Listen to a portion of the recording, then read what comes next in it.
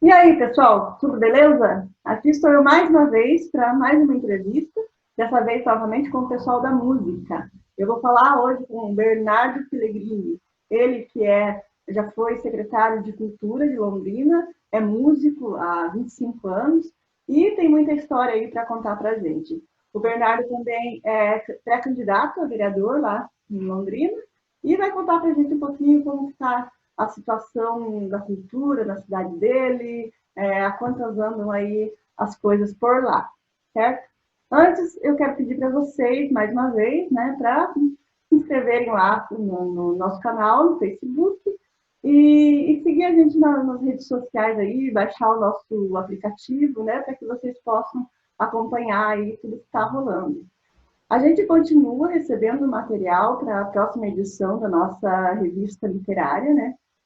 Que na verdade era para ela sair em outubro, porque a gente pretendia fazer um concurso literário para eleger o destaque da capa da revista. Mas, depois da enquete que foi feita lá no grupo, ficou decidido que não, que a gente vai escolher uma pessoa que esteja, um escritor que esteja lançando, com um livro em lançamento, né? Para mostrar, para fazer uma entrevista e tal. Então, a gente vai diminuir o prazo, né? A gente pretende já sair com o próximo número aí já em setembro, né? Vamos trazer aí mais de uma entrevista, inclusive, vamos falar com o pessoal, com editores, né? Para saber como que está aí o mercado dos livros, o mercado editorial. Vai ser uma edição muito especial, uma edição muito bacana, e eu espero que vocês continuem participando lá com a gente no grupo, né? Quem não estiver ainda no grupo, mande solicitação lá que eu aceito. O grupo ele é fechado, né? Só para membros mesmo. E, enfim, é isso aí. As novidades, na medida em que forem acontecendo, eu vou trazendo aqui para vocês. Também quero falar de um outro evento que eu criei aí na última semana, que vai ser uma live, né? Todo mundo sabe que eu sempre faço vídeos gravados, né? Mas dessa vez a minha primeira live vai ser uma live chamada Encontro de Boêmios. É uma coisa bem especial, bem diferente, né? Que não tem nada a ver com o meu trabalho na revista. É muito mais uma diversão mesmo. Serão 15 pessoas na tela, né, na live, estamos conversando, a gente vai bater papo, claro que a gente vai procurar manter uma ordem, né, dos assuntos para não virar bagunça, mas a gente vai conversar sobre vários assuntos, vai ter apresentação, vai ter gente tocando, vai ter gente declamando poesia, vai ter inclusive a nossa querida Isabelle Mesquita vai apresentar uma performance, enfim, são várias formas de arte, né, que a gente pretende apresentar aí, além, é claro, da diversão. Né? Vai ser uma coisa, vai começar às 11 da noite de um sábado, tem hora para acabar, e assim como no barzinho vai ter música ao vivo, vai ter gente bebendo, gente fumando, gente rindo, gente dançando, enfim. O que der na telha das pessoas, né, dos participantes, a gente vai fazer mesmo, porque a ideia é como se a gente estivesse num barzinho, como se a gente estivesse numa reunião, assim, uma reunião para ficar à vontade mesmo. E eu acredito que vai ser muito interessante, é uma experiência nova, é uma coisa que, pelo menos eu até o momento não vi ninguém fazer, e eu acho que o pessoal vai gostar bastante. Então, fiquem ligados aí, a gente já fez um evento, né, no Facebook, e a gente vai colocar agora ali, vai colocando, né, na medida em que as pessoas, em que os participantes forem decidindo, a gente vai colocando no cronograma ali tudo que vai rolar nessa live, né, que eu chamo de live livre.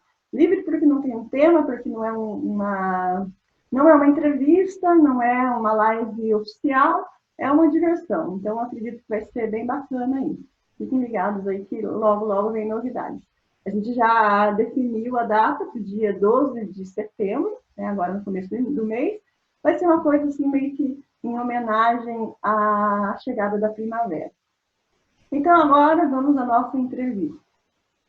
Olá, hoje eu vou conversar com Bernardo Pellegrini. Ele que é músico, já foi secretário de Cultura e agora também é pré-candidato a vereador. Olá, Bernardo, tudo bem? Como vai, Ana? Por aqui, fora o friozinho, o isolamento e a pandemia, está tudo ótimo. Por aqui também não está nada fácil, não.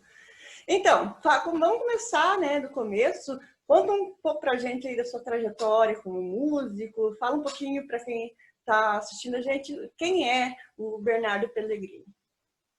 Bom, eu sou um menino que nasceu assim, a alguns metros dessa sala onde eu estou agora, aqui no centro da cidade de Londrina, neto de pioneiros, assim, gente que veio do interior de São Paulo e se instalou na cidade, mas num momento muito rico da história do Brasil, que foi a ocupação do norte do Paraná. E foi um modelo de ocupação agrária completamente diferente do resto do Brasil, que conhecia uma forma de vida litorânea, né? Toda a civilização litorânea começa vem para Pernambuco, né? Recife, Salvador, Rio de Janeiro, ali que se constitui o Brasil colonial e pós-colonial, até a República. Ele começa a entrar para dentro muito recentemente no correr da história do Brasil, né? São Paulo começou a existir de fato em 1900. Até então era a boca de sertão, só existia em função da entrada das tropas que iam até Uruguai, Argentina, usando esse caminho, né? Então, a partir de 1900, com a migração de europeus, gente do mundo inteiro, ali começa uma realidade nova. E na década de 20, né, o café chega até o norte do Paraná, né, o café de São Paulo, que vem vindo, as plantações, e aí começa um ciclo novo de ocupação da terra por uma companhia inglesa, no modelo de que eles não estavam interessados em vender terra, eles estavam interessados em comprar o produto que essa terra ia gerar, que era o café, e controlar a bolsa, né? Controlar os preços, ter essa participação no mundo financeiro. Não mais... Então, a terra era muito barata, veio gente do mundo inteiro. Os primeiros imigrantes do interior de São Paulo que conseguiram reunir dinheiro, japoneses, italianos, alemães, vieram, depois vieram os brasileiros de todos os lugares. São 40 etnias diferentes, né? E mais os brasileiros de todos os cantos, muitos mineiros e muitos de São Paulo, predominantemente, né? Então eu cresci nesse ambiente multicultural de gente falando japonês, né? Gente falando alemão, italiano, brasileiros, japoneses, negros, brancos, alemães, aquela coisa assim aquela riqueza de um Brasil que estava dando certo, porque distribuiu a terra, fez uma reforma agrária. Darcy Ribeiro, que é o nosso maior, né, ideólogo da brasilidade, aí, que escreveu Os Brasileiros, Darcy dizia que o modelo de ocupação do norte do Paraná foi estupendo, mostrou para o Brasil que uma reforma agrária poderia, né, colocar o país num outro patamar histórico, né, com renda distribuída, riqueza gerada e investida em inteligência, em qualidade, que era um grande projeto brasileiro, né? Desde o Getúlio Vargas, desde, né, esse projeto nacionalista. Então, eu cresci nesse ambiente, e um ambiente muito rico, culturalmente muito rico. Muito cedo, meu irmão, meu primo Domingos, que é escritor, meu irmão Antônio Clério, compositor, médico, na verdade, mas na juventude compunha com meu primo. Então, eu acompanhava tudo isso, os grupos de teatro, né? Em 68, 69 já tinham grandes festivais na cidade, né? Depois vieram os festivais de teatro, que se tornou o Festival Internacional de Teatro, que é o mais antigo do Brasil, né? 50 anos, 51 ano passado, trazendo grupos do mundo inteiro, né? Então, eu cresci nesse ambiente, fazendo teatro com 14 anos de idade, e comecei a compor trilhas para teatro, Alto da Compadecida, Arena Contra Zumbi, Arena Contra Tiradentes, aquelas peças dos anos 60, bem menino, 13, 14 anos, eu fazia trilha sonora para essas peças, e aí participando de festivais, e compondo, e aqui iluminado por uma geração brilhante de compositores de Londrina, Arrigo Barnabé, Itamar Assunção, Paulinho Barnabé, Robson Boba, foram para São Paulo em 73, e lá nos anos 80 fizeram a vanguarda paulistana, ficou famosa no país inteiro esse momento da música brasileira que aconteceu nesse período em São Paulo. Então, aí já menino, fui trabalhar em jornal, com 15 anos eu estava nas redações, me apaixonei pelo jornalismo, levei sempre essa música e jornal, né? Aí fui para São Paulo, trabalhei com os maiores jornalistas do país, trabalhei na Folha de São Paulo, que era o grande, ainda é o maior circulação do país, mas naquele momento estava de redemocratização, do Cláudio Abramo na liderança do jornal. Foi um momento... Você é jornalista, então, também? Sou jornalista, ganhei a minha vida, criei meus 3 filhos, que o mais novo tem 13, né? Sempre escrevendo, basicamente, porque a música sempre foi uma coisa muito difícil. Mas teve um momento no jornalismo, já depois de passar por tudo isso, compondo, Eu já me desiludi com o jornalismo, com a industrialização das redações, quer dizer, o feeling do editor foi substituído pela pesquisa de mercado, né? O leitor cada vez mais afastado, o foco no consumidor, né? E fora, né? Passa a ser um veículo, a mídia impressa, um veículo das elites do país, né? Perde o foco popular. Toda a minha paixão pelo jornalismo é porque ele é uma linguagem que deu para o povo brasileiro um meio de se expressar único, né? Inventou uma língua, o jornalismo brasileiro. É grande o jornalismo brasileiro, a reportagem brasileira, mas teve esse momento de decepção mesmo. Eu já estava em muito cargo de direção, tendo que lidar com contradições bem cabeludas, então chegou um momento que eu falei, não vou fazer música. Continuei fazendo freelancer, fora das relações, fora do emprego fixo, viajei o Brasil, escrevi um livro reportagem sobre a ocupação dos cerrados né, na década de 80. Fiz um livro com uma grande parceira, Maria Angélica Abramo, chamado Almanaque do Amor, né, esgotado, foi um cult da literatura amorosa, que as pessoas adoram esse livro, tá? Fez 30 anos no ano passado, pensando numa reedição comemorativa agora. Então é isso aí, e nesse processo de voltar, de começar para a música profissionalmente mesmo, para me ocupar dela, né, fazendo jornalismo eventualmente freelancer, né, sobrevivendo, para viver como a gente acredita que deve viver, né? Não é um projeto de ascensão social que vai resolver todos os nossos, um dinheiro que vai resolver todos os nossos problemas. Nossa geração tinha outro foco, né? Essa visão hegemônica hoje, assim, as pessoas acham que só isso que existe, mas não é. Existem muitas outras maneiras de viver do que essas que estão colocando como as adequadas, né? Então é isso. Aí, nesse processo musical, que fiquei uns 20, quase 15 anos né, com interrupções, 20 anos de trabalho. Meu primeiro disco fez 25 anos agora, Dinamite Pura, né? E o mais novo está fazendo 2 anos que eu lancei, está no YouTube, todo esse material, Bernardo, www.bernardoperegrini.com.br. Ali tem tudo, tem 6 discos, tem uns 40 vídeos, tem a minha história, tem um blog com os textos que eu ando escrevendo, né, nessa linguagem nova, os textos do Facebook, que eu estou adorando. Eu até falei para você, né? que eu fiquei fã a partir do momento que eu li ali o teu site ali, passei, visitei por lá, acabei ficando fã. Muito bom o trabalho, muito mesmo. A gente isso foi um presente que eu ganhei da vida, um amigo meu que produziu tudo, né? Porque ele se incomodou de conhecer a qualidade, né, do trabalho de toda uma geração de música. Porque tive um programa na Rádio UEL aqui chamado Sonora Londrina. Eu fiz 10 episódios assim, mostrando a riqueza da música, da cultura de Londrina, né? Porque ela é legatária dessa multiculturalidade da sua origem, né? Então, além desse trabalho da música, que eu fui para São Paulo, a gente montou um estúdio, uma casa, viveu em comunidade, sempre trabalhando, sempre independente, sem gravador. Embora tenha um disco lançado por selos já nacionais e tal, sempre a produção foi nossa e adequada a essa ideia do bando do cão sem dono, né, do coletivo criativo, né? Eu sempre acreditei, eu tive uma formação anarquista, libertária, com o Roberto Freire, que foi meu grande amigo, que inventou uma terapia pedagógica chamada somaterapia, né, que é uma terapia libertária, né, que ajuda a pessoa a enfrentar um mundo de opressão, né, sem ficar reproduzindo o que oprime, né, aquela linguagem do Paulo Freire, né, que o oprimido não quer acabar com a opressão, quer substituir o opressor, né? Quer tomar o lugar dele. Então essa que a gente acaba sendo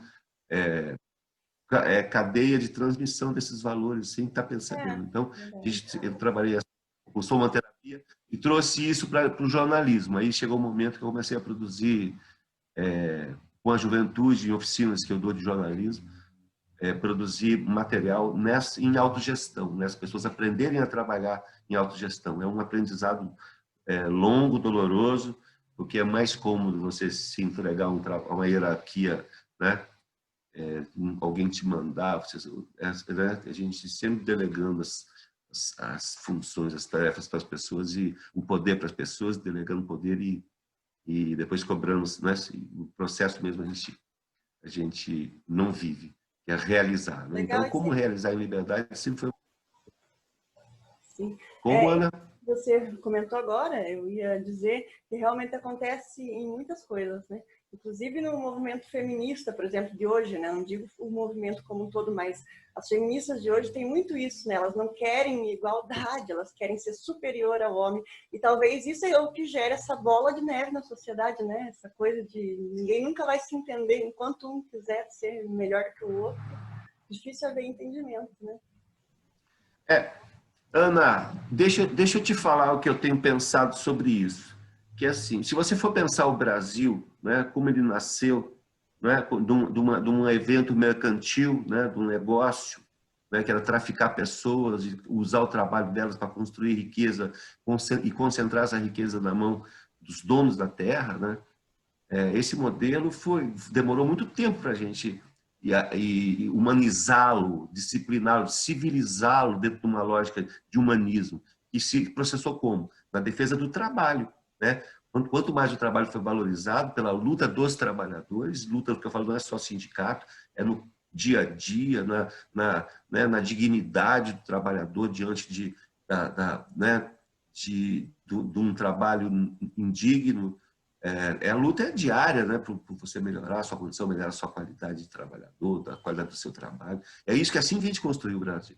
E a cultura brasileira é a expressão dessa construção. Foi ela que deu a argamassa, ela que ligou as pessoas numa ideia de união. Então, a gente chegou à década de 30, com a Revolução de 30, com aquela geração de tenentes que foram os primeiros brasileiros alfabetizados foram os alunos de seminário e alunos do Exército. Mas a igreja e o exército têm um papel muito grande na formação do Brasil. Tem um lado muito importante, uma contribuição muito importante ainda dessa perspectiva do popular no Brasil. Né? O próprio exército é uma formação cultural brasileira, como eles se comportam, como eles são, né? A diversidade que tem lá dentro. Então, isso tudo tem que ser trazido. O que aconteceu na década de 30 foi a ideia de consenso mesmo. Então, o Getúlio Vargas consensuou um projeto de nação. Né? Para isso, ele inventou a miscigenação, a mistura que hoje os movimentos políticos identitários eles denunciam de maneira correta, mas, de certa forma, o projeto de consenso é que levou, né, a gente a se tornar o que se tornou, um país que se tornou autônomo, independente, né, com uma nação, com um povo unido e com características magníficas de uma civilização nova, né, que é o corporal, a dança, o lúdico, né, tudo isso interferindo, o comunitário, o compartilhado, né, o dividido, o solidário, quer dizer, tudo isso virou uma coisa do brasileiro, né? Da cultura brasileira. Se você pega o Caymmi, se você pega o Gonzaga, se você pega o Ari Barroso, o Tom Jobim, se constrói essa ideia E o Brasil, assim, pelo que a gente percebe, né, por muito tempo, ele teve a capacidade de conviver com as diferenças, com a diversidade cultural. Você acredita que a nossa cultura ajudou nessa nossa capacidade? Hoje não tanto, né, nessa condição que a gente está vivendo aí com esse governo. Mas então, eu queria concluir meu raciocínio exatamente no ponto que você que te tocou. Porque eu acho que o que a gente está vivendo nos últimos 20, 30 anos é um processo de dissenso. Né? Quer dizer, é como as esquerdas eram nos anos 50, que ia dividindo, ia fazer o PCdoB, o PDoB, as facções. Né? Eu acho que isso, de uma certa maneira, e não é só da esquerda, da direita também, é desse jeito, todos os processos, né, comuns, eles têm essas oscilações. Então, a gente entrou num processo de dissenso, sabe? Que tudo se pulveriza, se atomiza, né? Então, o movimento feminista ele vai se especializando, ele tem essa característica, aquela. O movimento negro vai se especializando, os movimentos libertários, os artistas vão, né? Os artistas são menos suscetíveis a esse tipo de coisa, porque tem que se entender para produzir junto. Vão né? criando segmentações, né? Ramificações de Não é? coisa. Exatamente. Virando Então, eu acho que a gente tinha agora, a gente está vivendo um momento de barbárie, de destruição da força do Brasil, do povo brasileiro. Assim. Vamos comoditizar Cada cidadão, vamos trancar ele em casa, vai crescer igual galinha, pagar boleto igual galinha, plim todo mês. É um capitalismo que já destruiu o trabalho popular e agora está destruindo o trabalho da classe média. A classe média não se percebe disso. Ela está se uberizando. Toda a atividade dela uberiza, né? Então ela vai ficar em casa, em home office, trancada, sem gastar nenhum tostão, nenhum papel, usando o equipamento dela, o computador dela, o tempo dela, a intimidade dela, né? Para gerar dinheiro, para pagar boleto, porque não tem projeto civilizatório, não tem projeto de ocupar a cidade com espetáculos, com circo, com cuspidor de fogo, né? com um balão mágico. Essa cidade magnífica que a gente sonha, né? Que as pessoas da rua, as amigas solidárias, participando da vida uma das outras, para ficar mais gostoso e mais fácil viver, né? Mais fácil conseguir as coisas, mais fácil conquistar as coisas, né? Que é a Não tem essência mais do o humano. foco na qualidade de vida, né?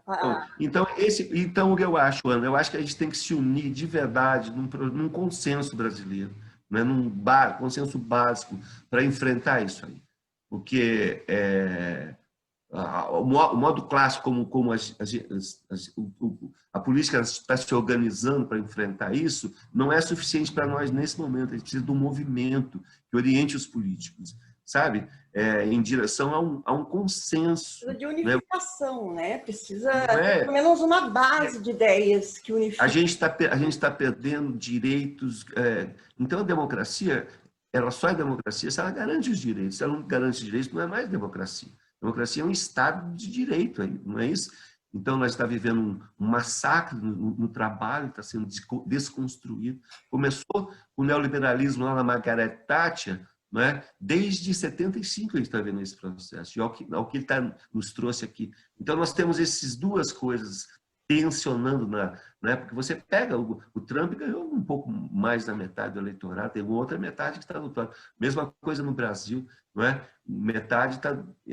Então, é importante que a gente faça um debate fora dessa ideia de explosão, né? Dessa radicalidade que se repele, né? Você não consegue o consenso, ele plasma, o dissenso. Individualidade, né? Eu acho que a vida, a cultura, pessoal, tudo é feito de contração, expansão, né? A gente é assim o tempo inteiro, né? Então, talvez, de certa forma, o processo social expresse nosso, né? Essa coisa, de alguma maneira, mas chegou numa fase que não dá mais, né? Ou a gente unifica as coisas, ou a gente entra em um consenso, ou todo mundo vai se perder, né? Tanto na política, quanto na cultura, quanto em todas as áreas. Se a gente não der um passo atrás e não se conscientizar de que nesse momento é preciso ter uma base fundamental, uma única base para todos, ninguém vai chegar em lugar nenhum, né? Se continuar essa luta toda. Eu acho que a questão da desigualdade não pode ser deixada de lado. A questão da terra, da ocupação da terra, não pode ser deixada de lado. A gente tem que pensar moderno, não é? Por que os municípios não ganham direito de fazer reforma agrária em áreas públicas, né, em projetos riquíssimos, o país inteiro se mobilizar nessa direção com o Fundo Nacional, né? E você esvaziar um pouco os bolsões de miséria das grandes cidades, né? Você não vai conseguir resolver lá. Você tem que pegar essas pessoas e oferecer possibilidades. Eles vão para os grandes centros atrás de possibilidades. Se eles encontrassem possibilidades no lugar, né, do entorno, isso baratearia, né? E a gente precisa de uma vida mais barata, né? A gente não precisa de 400 remédios na cartela pública, né? Você tem que investir um pouco em saúde, em evitar que as pessoas adoeçam, né? Você pode reduzir jornada de trabalho, você pode ter renda básica, o país tem dinheiro para garantir que as pessoas estressem, fiquem menos doentes, trombem menos, o ciclo de mobilidade, né? A mobilidade urbana, menos pessoas no pronto-socorro, motociclistas, né? E uma previdência cara, porque o capitalismo constituído dessa maneira uberizante, né? Ele só demanda, ele não paga, não gasta. Quem gasta depois é o sistema público de saúde, é o sistema público de transporte, é o sistema público, né? Eles vão jogando demanda individual então eles socializam, eles privatizam o lucro e socializam o custo, né? Então a gente acaba pagando. É um modelo de sociedade muito problemático, não é? A gente não tem prazer de ver nossos filhos crescer num ambiente assim, ter que disputar num ambiente assim. Né? A E gente você, tem que... me diga, você tem alguma esperança? Você acredita que essa conscientização possa vir a acontecer no Brasil ou não? Do teu ponto de vista, você acredita que existe uma chance? Claro, eu acho, não só que eu tenho certeza, é assim, eu não sei de onde vem esse fatalismo absoluto que está tomando conta de todo mundo, sabe? É, é uma forma assim, é uma gritaria, um ruído absurdo para qualquer coisa, né? Um menino, vai 3 pessoas lá numa exposição em Porto Alegre, isso viraliza no planeta inteiro com um atentado. Sabe, a gente tem que baixar um pouco a temperatura, né? Porque as pessoas não são assim, não vivem assim, o mundo não foi sempre assim, não é? Como é que você imagina um mundo sem obras, as pessoas trabalhando, né? Então eu acho que a gente tem que ter a cabeça fria mesmo assim, ter o coração, a mente quieta, né? Espinha ereta e o coração tranquilo, como dizia a canção do Walter Franco, mesmo para enfrentar isso. A gente tem possibilidades magníficas no Brasil, né? O problema é de a gente ter um diálogo profundo com o país para saber o que é que tem, porque todo mundo é legítimo, os adversários que estão se confrontando são todos legítimos, todos têm as suas razões para pensar o que pensam, né? E todos têm limites de comportamento, a gente está vendo aí, não tem? Eu vou te contar, em 1964, em Londrina, aconteceu um episódio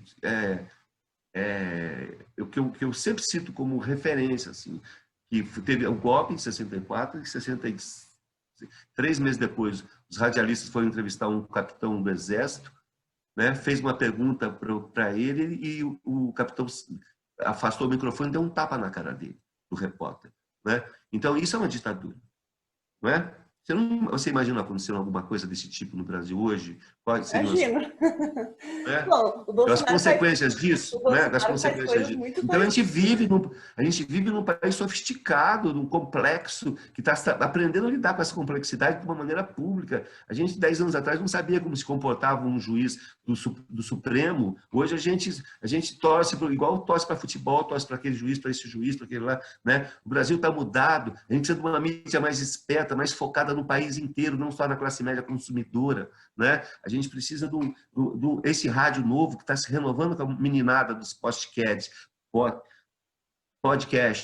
né? que tá fazendo uma renovação na linguagem do rádio. Né? Então, a gente está avançando, e eu vou te contar que o mundo que eu vivo hoje, comparado com o meu mundo de adolescente, em termos de liberdade, em termos de tudo, é muito mais sofisticado, muito melhor. Então, por que agora a gente não faz um programa nacional para distribuir equipamento de tecnologia para a meninada fazer escola um pouco mais tempo, fazer uma escola integral? Ele tem um período na escola, tem um período em casa, aí tem um ensino integral sem aumentar a despesa, mas um ensino lúdico, prazeroso, que ele tenha prazer de estar naquilo lá, dominando aquilo e ligando aquilo com outras coisas do mundo real, não só do mundo virtual, né? Porque isso é saudável, né? É irreversível esse mergulho na tela, né? Para as novas gerações, mas ela pode ter mais qualidade, a gente tem que dar qualidade, garantir qualidade para esse mergulho. Né? Então, eu penso assim, eu tenho esperança, não, eu tenho convicção, né, de que a gente não foi derrotado. Eu tenho convicção de que isso é um momento muito difícil, né? Que essa esquerda que ficou 20 também acho que não. nunca tinha levado... Nunca levou bola nas costas, é que nem time de futebol levou nas costas e não se desorganiza. Na verdade, acho que agora aquela força que estava levando o país para frente se desorganizou. Então é preciso com essa atuação agora pensar o time, pensar a estratégia, pensar, né? Que com essa metáfora que eu penso isso, sabe? Agora tem que aprender a conversar. Essa está sendo a parte mais agora. E a proximidade das eleições deixa tudo pior ainda, né? Então, a gente eu acho que tem que fazer esse debate do consenso. Você tem feito um trabalho assim, né, de live, esse tipo de debate? Eu vi alguma coisa sua? Você faz esse trabalho também? Não, a live foi o seguinte, eu só participei, eu tenho feito muito show em live, assim, porque eu continuo trabalhando, né, fazendo minhas apresentações. Esse ano agora, eu tinha 6 shows marcados no interior de São Paulo, em Cascavel, alguns lugares do Paraná, foram cancelados todos. Foi assim, foi um golpe para mim mesmo. Assim, tive que vendi o carro, estou sobrevivendo, né? Um trabalho tá ficando escasso, voltando a escrever bastante para poder sobreviver nesse momento que a música não está permitindo mais. Mas tenho apresentado meu trabalho, né? E feito a divulgação virtual, porque esse é um outro recurso do compositor hoje, né? Agora está se expandindo cada vez mais, né, esse recurso. Todo dia eu tenho algumas músicas, eu posto uma coisa tal, dá 1.000, 2.000 visualizações. Então é um estádio de futebol lotado, se você for pensar, né? Quando que eu conseguiria fazer um show para um estádio de futebol, um ginásio, né, vamos dizer, de esportes com 2.000 pessoas? Impossível. Então, eu estou vendo que na verdade, para mim, eu quero que as pessoas conheçam a minha música. A minha música é a expressão da minha vida, é o jeito que eu olho o mundo e eu quero compartilhar isso, né? Isso é uma música independente. Ela tem um braço agarrado no comercial, que é fundamental, porque a própria linguagem da canção popular, ela vem do rádio, o rádio só se viabilizou quando a música virou produto, né, mercantilizável, né? Foi que viabilizou todo o processo. Então, ela tem essa... a canção... Você compõe também ou só interpreta? Basicamente, eu componho. Quer dizer, eu só interpreto, porque é uma tradição do cantautor, né, brasileira, de você cantar suas canções mesmo não sendo cantor. Então, você dá uma identidade específica, não é do cantor, do músico, né? Nem do instrumentista, né? É do cancionista. Então, é toda uma tradição brasileira de o compositor popular, ele não é bem um instrumentista, um músico, né? Ele é um cancionista, que ele associa a melodia com a fala. O grande barato, grande originalidade da canção popular no mundo inteiro é essa capacidade de captar a fala, de transformar a fala em discurso sonoro, em entoação, né? Uma fala que fala... Os shows, Bernardo, são todas músicas autorais ou também você faz um cover, enfim? Todas autorais. Na minha história, eu só gravei de 7 discos gravados, que agora com esse show ao vivo, estou subindo para o Spotify, para as plataformas. O lançamento do meu último disco foi magnífico, no Ouro Verde, o Teatro Histórico aqui de Londrina, é uma obra moderna do Vila Nova Artigas, uma das coisas mais lindas da arquitetura brasileira. E lancei lá, eu nunca tinha feito teatro, eu nunca tinha feito show no Ouro Verde, foi uma emoção. Dentro do Festival de Música, um festival enorme, atrai quase 1.000 alunos do Brasil inteiro, todo ano, há mais de 30, quase 40 anos. Né? Então, é uma formadora, uma usina de talentos. E tudo isso que foi investido na infraestrutura está aparecendo agora. A cidade Londrina virou uma pequena potência cultural mesmo, sabe? Com toda a cadeia. E um mercado regional enorme também, porque tem uma região metropolitana aqui de quase 3 milhões de pessoas, né? Quase uma região metropolitana de Curitiba, porque mas é espaçado, né? Não tem aquela densidade da metrópole que Curitiba tem. Mas escolher uma das suas músicas para a gente mostrar agora, para apresentar seu trabalho aqui para quem estiver assistindo a nossa entrevista, qual delas você indicaria? Eu vou indicar um que vou colocar aqui na continuidade do vídeo. Ana, deixa eu te falar, tem uma que virou o clipe de lançamento, que está no YouTube, né? Se chama Frágil. É uma música que eu acho que expressa muito um pouco desse momento que a gente está vivendo. Eu faço uma leitura do individual, mas ela se aplica ao coletivo mesmo, esse momento em que os refugiados, né, você vê que situação que esse povo vive já há algum tempo, né, sem apoio, sem acolhida, sem nada, né? Isso é muito doloroso, né, para um ser humano conviver com esse tipo de injustiça, né? A injustiça dói. Então, o que eu sugiro que a gente ouça, Frágil, música minha, um desenho da produtora Lasca. Ótimo. Então, vou colocar agora aqui para o pessoal ouvir, e aí na sequência a gente continua o vídeo. Tá ótimo.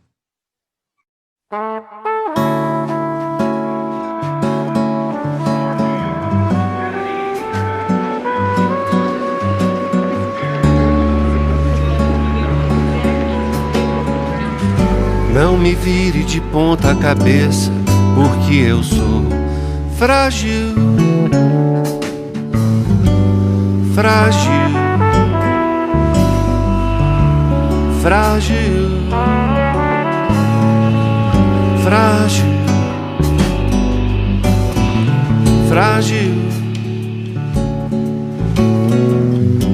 Vivo vagando entre vagões, beijando o céu, lambendo o chão do carrossel, do avião, no porão do navio, na curva do rio. Frágil, frágil, frágil, frágil. Meu coração frágil, taça de cristal na caixa de papelão. Frágil, frágil, frágil, frágil.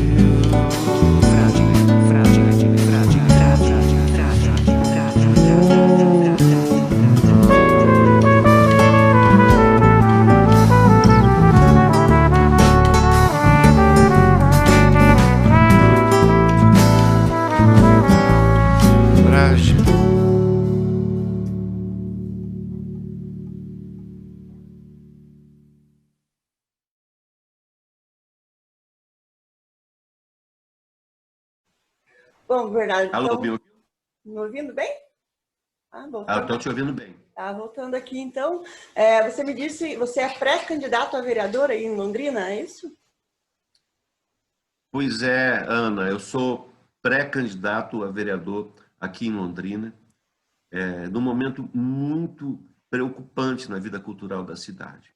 Foi o que me fez sair um pouco dessa... A gente é artista e tem esse prazer de mergulhar no próprio trabalho, né? Que é a essência da nossa vida, né? É um mergulho no que a gente é capaz de trazer à tona, né? O que a gente é capaz de levar de emoção. Então, se a gente pudesse, a gente só fazia isso. Mas tem um mundo aí fora preocupante, aqui em Londrina, mais preocupante. Eu acho que a gente perdeu um pouco, a gente desaprendeu um pouco essa nossa capacidade de mobilização política através da política da cultura, né? Eu acompanhei durante quase 30 anos, trabalhei com a Nietzsche Jacon, que fundou o Festival Internacional de Londrina, né? E eu tive uma escola ali de como que a gente briga, como a gente luta, como a gente consegue as coisas, né? Então, quando eu fui secretário de Cultura em Londrina, em 2000, não é? Eu instituí toda aquela experiência que a gente tinha de extensão cultural da universidade, os trabalhos autônomos de teatro de periferia, tudo aquilo que existia nos anos 60 em Londrina, os festivais, o modo de organização comunitária, né, o modo de financiamento, a batalha pelos patrocínios, mas tudo isso público, pelo bem público, né? Pela nossa paixão de levar a cultura como forma de compreensão do mundo. Esse lado pedagógico da cultura é fantástico, é fascinante. Então, instituir a cultura como um modelo público. Eu votei uma lei na Câmara instituindo um conselho de cultura, uma conferência de cultura, né, o conselho em todas as áreas, o conselheiro de teatro, para estar permanentemente discutindo as demandas, né? E um conselho, uma conferência a cada 2 anos se encontra, e um fundo de cultura. Então, você saía daquele modelo de renúncia fiscal e que você dava para o empresário autonomia para investir, que é o que a Lei Rouanet faz, dá para o Banco Itaú dinheiro para o Banco Itaú fazer cultura, não é? E é uma distorção, né? Eu desprivatizei a cultura, fiz um fundo, né? Às vezes incomodando os próprios artistas já estabelecidos que preferiam esse modelo de mecenato, né? Ter uma pessoa lá que dá o dinheiro e, né? Sem ter que disputar isso com um projeto, né? Trazer isso para o público, não é mais privado, né? Então, criamos um fundo, aprovamos uma lei da Câmara, é o Programa Municipal de Incentivo à Cultura, PROMIC, que ganhou o Brasil. Foi modelo para o Gilberto Gil, para toda aquela equipe dele do Ministério da Cultura vir para cá, estudar o modelo e apresentar isso nacionalmente, né, como Sistema Nacional de Cultura, que está em construção, está sendo votado, às vezes avança, às vezes recua, mas que é um grande instrumento para os artistas brasileiros colocarem a cultura no lugar que ela merece, né? Eu sempre falo que a cultura, Ana, não é uma demanda do artista. Você não faz uma lei Rouanet para beneficiar esse ou aquele estrela. A cultura é uma demanda da sociedade. É uma demanda de qualidade de vida da população. A população tem que ter direito e acesso aos bens culturais, aos meios de produção cultural, né? Então, a gente organizou isso publicamente, transformou a cultura num direito garantido por lei, né, que garante à cidade, através de projetos socioculturais, né, o acesso ao teatro, ao circo, à dança, à capoeira, à dança de salão, a todas essas coisas que o povo ama fazer, né, e que se enriquece, e que enriquece a sociedade, e que gera... eu fiz projetos com a sociedade, com a Secretaria de Saúde, projetos transversais, cultura. Outra coisa que eu costumo dizer sempre, que a cultura não é para palco, não é para para luz, para o spotlight, não, a cultura é para todos os espaços e é transversal. Ela tem que estar conectada com o meio ambiente, tem que estar conectado com a Secretaria da Mulher, a Secretaria do Idoso, com os idosos, por exemplo.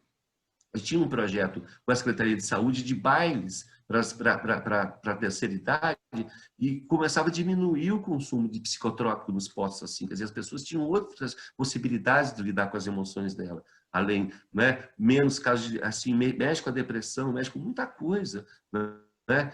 Tinha um projeto da Lara Haddad, chamado Ilustrando Ilustres Ideias, em que os idosos reviviam a sua vida, né, contando historinhas, desenhando as histórias. O Ziraldo teve em Londrina, se apaixonou por esse projeto, não é? São coisas assim, que é você utilizar as linguagens criativas e artísticas e culturais, a literatura, a contação de história, não é? A coisa dos viveiros de plantas, sabe? A jardinagem, você pode conectar com a cultura e transformar isso. Então, essa ideia da cultura ocupando a cidade e sendo o eixo de gestão, né, de uma cidade com essa pegada, porque a gente também tem projeto para associação comercial, a gente enfeitar a cidade, ter show na rua nas épocas de festivas e de compras, para estimular o comércio também, conectado com todas essas demandas, né? A gente pensa a cidade do ponto de vista cultural. Tivemos uma experiência magnífica em Londrina e está muito ameaçado. Os investimentos do PROMIC a cada ano diminui, né? Eu fiz o que fiz porque eu tinha quase 2% do orçamento em algum momento do nosso trabalho, da nossa gestão, né? Foi caindo, no último ano não chega a 0,3%, ameaçado cair para 1,2% no orçamento de 2021. É perigoso. Eu disse que quando começou esse processo de agressões ao PROMIC, queriam enterrar o PROMIC e que já tinham contratado até com o Coviro. E o jeito que eles encontraram de matar o programa foi esse, diminuindo dinheiro, a perspectiva que o ano que vem tem a metade do dinheiro para o mesmo número de projetos que tinha há quase 20 anos. Então, eu me sinto assim, com esse estímulo de ajudar os artistas a se mobilizarem, não é, contra isso, né? E eu acho que o mandato popular é um instrumento muito grande para isso. Então, eu quero me colocar à disposição. É a primeira vez que eu me filio a um partido político, né, embora tenha participado de muitas eleições, sempre atuando francamente, né, pelas ideias que eu sempre acreditei, né? Então, agora eu estou me colocando física, presencialmente, para usar uma palavra atual, eu estou me colocando presencialmente para a gente retomar. Se colocando na linha de frente aí, né?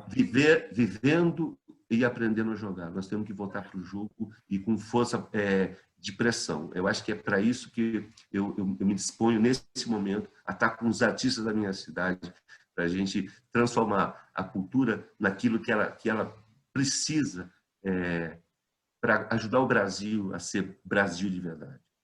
E como que você está vendo aí o cenário político aí, em termos assim, do ponto de vista do eleitor? Você está confiante de que o eleitorado aí da cidade pode dar uma guinada, voltar um pouco mais do socialismo, ou a coisa aí também está bem capitalista, vamos dizer assim? Como que é? Qual que é a tua visão aí do Não, eu acho que, Londrina? Ana, acho que esse cenário polarizado das últimas eleições é nacional, não é? E ele vai ser confrontado agora, nessas eleições de 2020. Né? Mas nós temos aí um dado novo, né? Que é esse isolamento social, as mudanças nas regras eleitorais, a criação dos fundos partidários, novas regras que democratizam o processo, né? Permitem acesso a um dinheiro, abrem novas perspectivas, né? de correção política, as pessoas, do político poder ter um mandato correto, sem vínculo com financiador de campanha, que é o que sempre aconteceu no Brasil. Né? Então, eu acho que a gente tem esse momento novo e tem esses recursos das mídias digitais.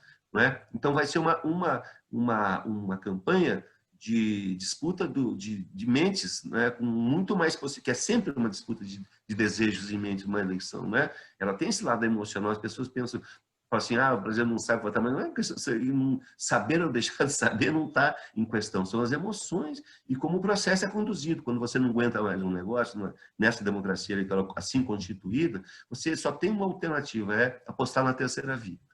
Isso sempre aconteceu no Brasil, à esquerda, ao centro e à direita, como aconteceu nas últimas eleições, de uma maneira inédita, né? Muito forte, muito surpreendente, e com méritos de execução num projeto político. Né? A gente tem que olhar com esse olho lógico também o que aconteceu, não só passional. Né?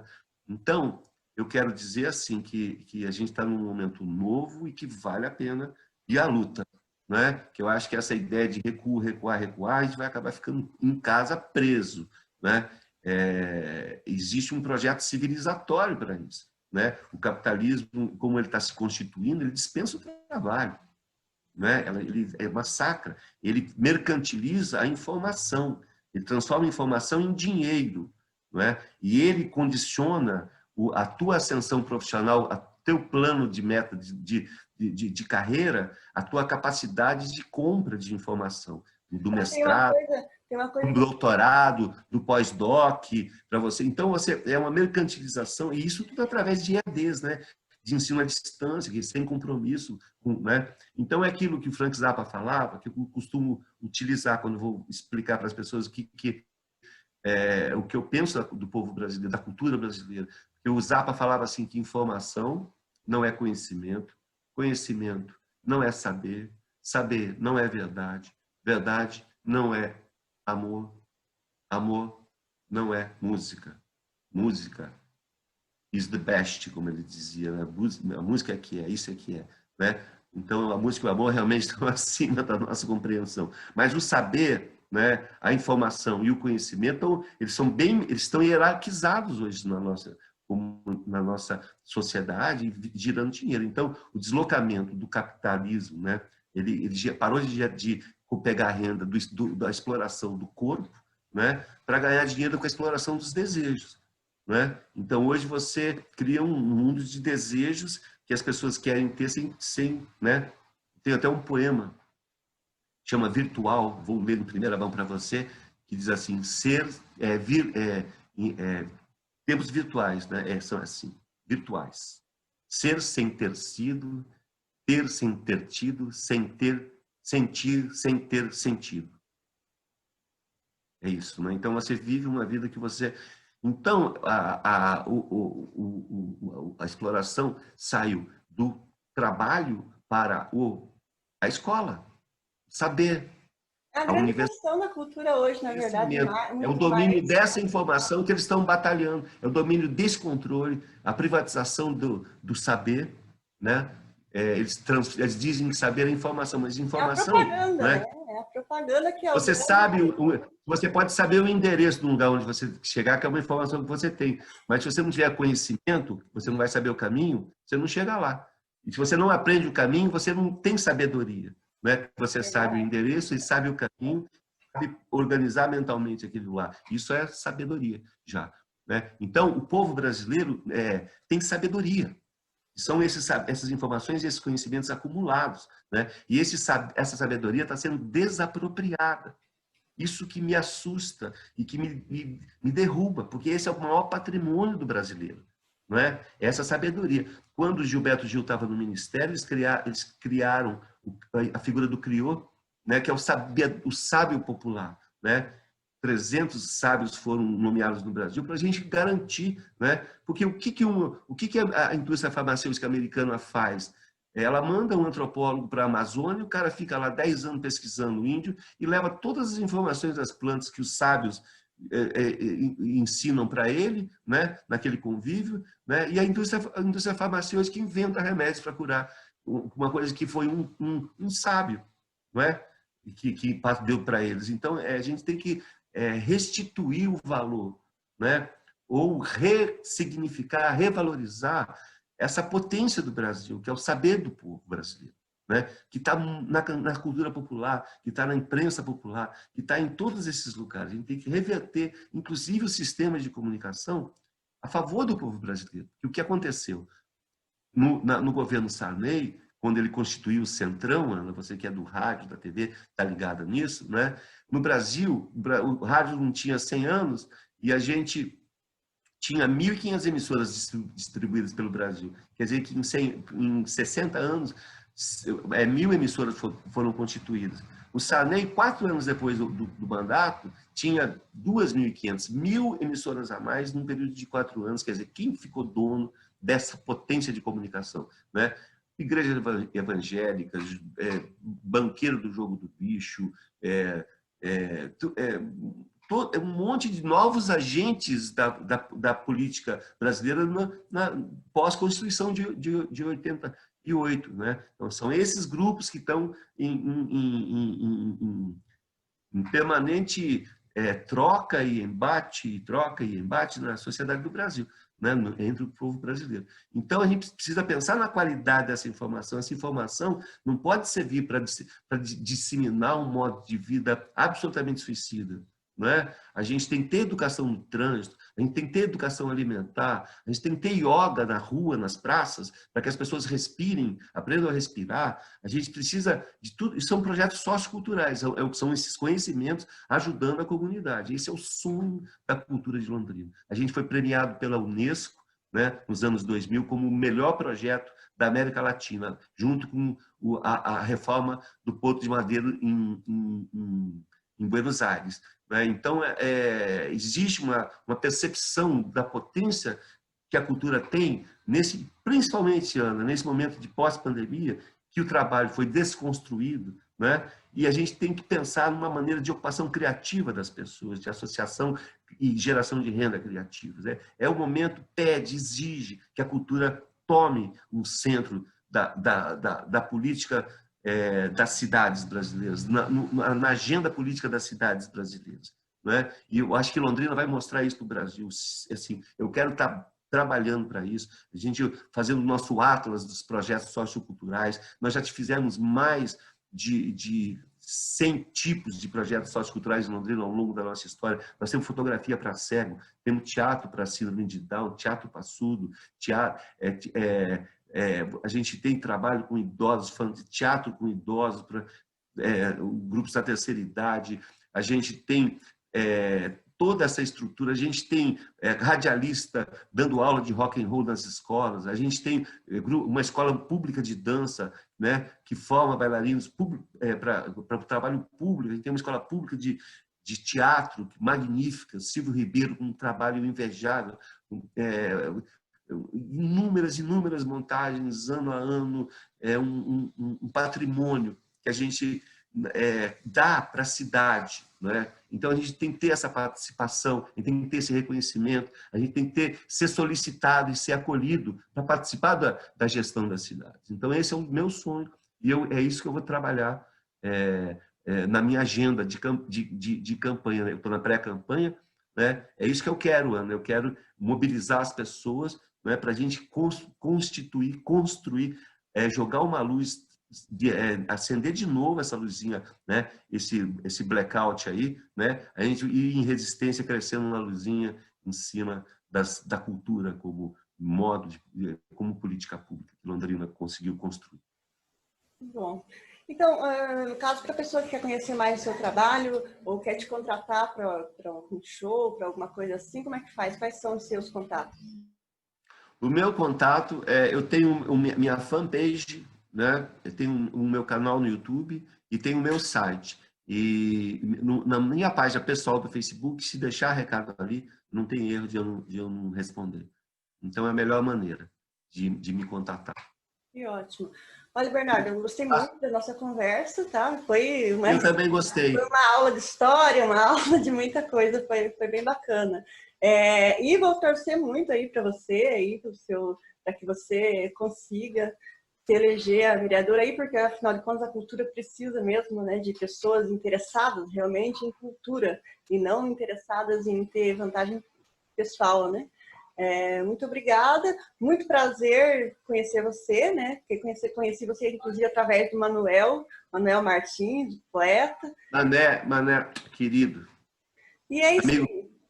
aí. Eu vou terminar agora o vídeo, né? Senão fica muito longo, mas adorei a nossa conversa. Qualquer hora dessa a gente bate um papo mais, assim, um pouco mais de tempo, né? Uma nova conversa aqui. Agora eu só me interesso em papo presencial, só, Ana, porque o virtual. Você viu o trabalho que dá a gente faz essas coisas? Porque você tem que saber mexer no computador, você tem que aprender a falar com um negócio que você não está sentindo direito. É um Verdade. jeito de. Não é fácil. Você não sabe exatamente com quem você está conversando. Diferente do corpo, né? Até o tempo, né, é diferente, né? Eu também tenho uma dificuldade tremenda. Eu faço porque eu acho o trabalho importante, mas também não gosto disso, não. Mas eles estão uberizando a vida da gente. Eles vão deixar a classe média em casa, viu? Para pratear custo. Verdade. Muito obrigada. Ana, obrigado, viu? E viu, isso vai ao ar quando? Vai no sábado, às 19 horas. Aí eu vou pedir tua autorização já para tirar trechinhos e usar na minha TVB, que eu estou contando as minhas coisas que eu estou fazendo, as pessoas que eu estou conversando. Tudo bem, pode ficar à vontade. Eu te mando daí, antes de publicar, eu mando para você, tá bom? E amanhã cedo eu vou colocar aquela postagenzinha chamando para o programa. Tá bom, muito obrigada.